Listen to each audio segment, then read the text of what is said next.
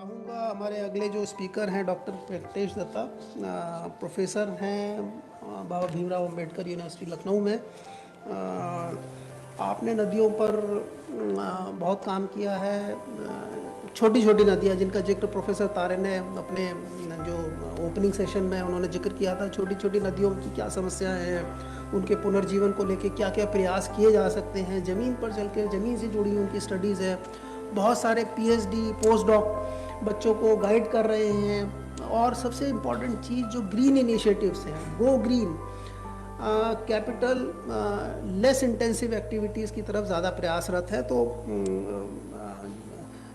दत्ता साहब, आपको मैं फ्लोर सौंपता हूँ, आप अपनी बात कहें। जी, बहुत बहुत धन्यवाद मथुरिया साहब, professor Maurya and Joshi ji and Rajiv Sinha जी।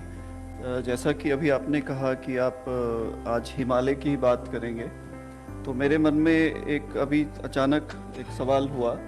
जब मैं पढ़ता था तो मैं ऋषिकेश बहुत जाता था छुट्टियों में, और वहाँ पे स्वामी शिवानंद का आश्रम है, डिवाइन लाइफ सोसाइटी। तो वहाँ पे उनकी एक तस्वीर लगी है और पीछे बड़ा हिमालय है और गंगा बह रही है, और उस पर एक कोटेशन लिखा था, Ganga is my mother and Himalaya is my father. इसके बारे में मैं सोचने लगा कि आखिर जो गिरिराज हिमालय है उसको हमने पिता क्यों माना। बहुत साइंटिफिक एविडेंस है कि आखिर गंगा को हम सिविलाइजेशन की जननी मानते हैं, हमारा पिता कौन है, ये गिरिराज हिमालय आखिर है कौन, जो खुद शंकर की जटाओं की तरह जिनकी वृक्षावली फैली हुई है, और जिन्होंने गंगा जी को भी अपने में समाहित किया हुआ है, और पूरे सेडिमेंट्स को चारों तरफ फैलाया, पूरे इतने बड़े गंगा एलुवियल प्लेन बना दिए।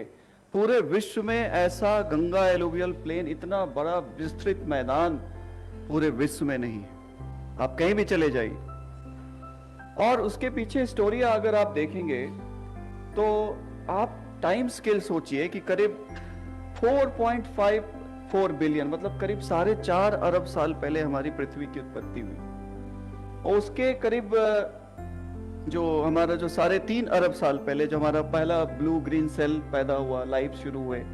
और हमारी सिविलाइजेशन कितनी नई है। हम जो जिस टाइम स्केल की बात कर रहे हैं, हमारा उद्गम 2 लाख साल पहले, फिर होमोसेपियंस जो हम 1 लाख साल पहले, और अभी 40,000 साल पहले तो हमें कुछ अच्छे काम करने आए, टूल्स हमने बनाने सीखे। तो जब हम नदियों को बचाने की बात करते हैं, हिमालय को बचाने की बात करते हैं, मुझे कहीं ना कहीं थोड़ा सा दंभ दिखता है इसमें मुझे। मैं अपनी बात इसलिए बता रहा हूं कि जिन नदियों ने गंगा एलुवियल प्लेन बनाया, जिस हिमालय ने इतने सारे mega fans, aquifer system, sediments के मैदान बनाए, जिस हिमालय ने हिमालयन इकोसिस्टम और डेल्टा बायोम को मिला दिया 2400 किलोमीटर के लंबे जोन से, क्या हम उसको बचाने की औकात रखते हैं? जिन नदियों के किनारे इतनी सभ्यताएं पली बढ़ी, क्या उन नदियों को बचाने में हम सक्षम हैं? अरे हम तो खुद अपने आप को बचाने आए। तो जब भी मैं लोगों को बताता हूं तो इस टाइम स्केल की बात मैं जरूर करता हूं कि जो इनका जो टाइम स्केल, अभी हिमालय अपने यौवन अवस्था में है। हमने नदियों पे पुल बनाए, पुल पार किया, पर क्या पुल पार करने से नदी पार हो जाती है? आप अगर नेपाल जाएंगे तो लोगों ने बिना समझे पुल बना दिया, नदी ने धारा बदली और पुल हमारा एक म्यूजियम का शोपीस बन गया। सेडिमेंट्स की बात करें तो अगर आप देखें कि जो हमारा जो मेन सेंट्रल थ्रस्ट जोन है हिमालय का, जिसको हम मेन सेंट्रल थ्रस्ट जोन बोलते हैं, 2400 किलोमीटर का लंबा फैला हुआ, ऊपर से नॉर्थ से लेके आपके ईस्ट तक। उसके नीचे हमारा शिवालिक, उसके ऊपर हमारा ग्रेटर हिमालयाज। और अगर हम अपर गंगा रिवर बेसिन की खाली बात करें हम, जिसमें कि आपके जो पिंडर है, भागीरथ है, अलकनंदा है, इन अपर गंगा रिवर बेसिन की बात करें, जिसको हिमालय ने अपने में समाया हुआ है, उसकी स्नो कवर को देखिए आप, कि पूरा अपर गंगा रिवर बेसिन करीब 18,500 से 20,000 स्क्वायर किलोमीटर है, और उस 20,000 स्क्वायर किलोमीटर का करीब 34% हिस्सा बर्फ से आच्छादित रहता है। अगर ये ऐसा नहीं होता तो आज भागीरथ, जिसको कि हम गंगा का सोर्स स्ट्रीम मानते हैं, भले ही उसमें अलकनंदा से कम पानी आता हो, अलकनंदा का जो स्नो जो मेल्ट कंट्रीब्यूशन है, it is double than the Bhagirath, लेकिन भागीरथ को हमने सोर्स स्ट्रीम माना गंगा। तो आप देखेंगे कि स्नो कवर एरिया जो इन अपर गंगा रिवर बेसिन में है, अभी मैं देख रहा था लैंडसेट पिक्चर्स और जो हम लोग सेंटिनल इमेज से बराबर देखते रहते हैं, और हमने एक अध्ययन भी किया अभी लॉकडाउन के टाइम, हमने स्टूडेंट को लगाया कि देखो लॉकडाउन में क्या हो रहा है वो हिमालय के ऊपर, क्योंकि वहां जाना संभव ही नहीं है, लोग केवल गोमुख तक भी नहीं जा पाते हैं और पूरी स्टडी करके आ जाते हैं, क्योंकि virtually it is impossible to go up further. आप वापस आ जाएंगे 5 किलोमीटर ऊपर करके, इतना जटिल स्थान है। इसलिए हम सैटेलाइट से हमने देखा तो ये पाया कि बड़े बड़े ग्लेशियल लेक्स बन रहे, हिमनद बन रहे, और इतने बड़े बड़े हिमनद बन रहे तो मुझे कहीं ना कहीं खतरे का संकेत दिखता है। ऐसा इसलिए कि जब मैं पैदा हुआ था उस वक्त कार्बन डाइऑक्साइड का लेवल 333 ppm था और आज करीब 412 या 413 ppm है। CO2 सब जानते हैं हीट ट्रैपिंग गैस है, CO2 बढ़ा टेम्परेचर बढ़ा, सीधे डायरेक्ट रिलेशन। जब आप वातावरण में इतने CO2 फेंक रहे हो तो कहीं ना कहीं मेल्टिंग तो बढ़ेगी, मेल्टिंग बढ़ेगा तो ग्लेशियल लेक्स बनेंगे, ग्लेशियल लेक्स बनेंगे तो हो सकता है कि उसकी आउटबर्स्ट भी हो, और आउटबर्स्ट हो तो टेरी टाउन क्या हमारे नीचे तो इलाहाबाद तक पानी आ जाए 2 दिनों के अंदर। तो मैं बताना चाहता हूं बार बार लोगों को कि नेचर को समझना, नदियों को समझना, इसको पार लगाना, नदी को पार करने से नदी पार नहीं हो जाती, उसको समझना पड़ता है। दूसरी बात जो मैं बताना चाहूंगा कि नदी का विज्ञान, अगर आप समझे, मैं आपको एक डिजास्टर बताता हूं जिसको मैं शिव का नाद भी बोलता हूं। मैं एक चीज और आपको बताना चाहता हूं, बहुत गुड बात है। गंगा का मतलब क्या आपको पता है? गंगा का मतलब क्या? गंगा जो शब्द है वो गंग गंग धातु से बना है और 2 बार प्रयोग हुआ है गंग। गंग गंग मतलब, गंग का मतलब होता है बहना, और 2 बार प्रयुक्त हुआ मतलब बहना और अविरल बहना, ये है गंगा का मतलब। और जो हमारा जो डिजास्टर हुआ, जिसको हम कुछ भी कह ले, प्रकृति का जो तांडव कह ले, इसकी जो समय सीमा है करीब 35 मिलियन ईयर्स बैक, 35 से 4, कुछ लोग 40 भी बोलते हैं, 45 मिलियन मतलब समझ लीजिए कि 4.5 करोड़ साल पहले। 35 मिलियन मतलब 3.5 करोड़ साल पहले हमारा जो इंडियन प्लेट और यूरेशियन प्लेट, जिसको कि फॉर्मर यूरोप का जो हिस्सा था, दोनों में जबरदस्त टक्कर हुआ। और ऐसा टक्कर हुआ, सीवेरेस्ट थ्रस्ट फोल्ड लोडिंग से हमारा हिमालय ऊपर उठा। और जैसे हिमालय ऊपर उठा, एक दिन की कहानी नहीं, इसको बनने में कई लाखों साल लगे और अभी भी हो रहा है। और जब ये यूरेशियन प्लेट और इंडियन प्लेट में जब टकराव हुआ तो बीच में बन गया डिप्रेशन, एक तरफ हमारा इंडियन प्लेट, दूसरा यूरेशियन प्लेट, और बीच में जो हमारा डिप्रेशन बना उसी में हमारी गंगा समा गई। इतने सेडिमेंट्स लोड लेके बहती आई, और इसके साथ एक घटना जुड़ी है मॉनसून की, जैसा कि हमारे डीजी साहब भी कह रहे थे कि मॉनसून की उत्पत्ति भी हिमालय की उत्पत्ति से जुड़ी हुई है। बहुत लोग नहीं जानते कि मॉनसूनल सिस्टम जो हमारा इंडिया का है वो 15 मिलियन साल पुराना है। 1.5 करोड़ साल से यही पैटर्न, जून जुलाई अगस्त सितंबर।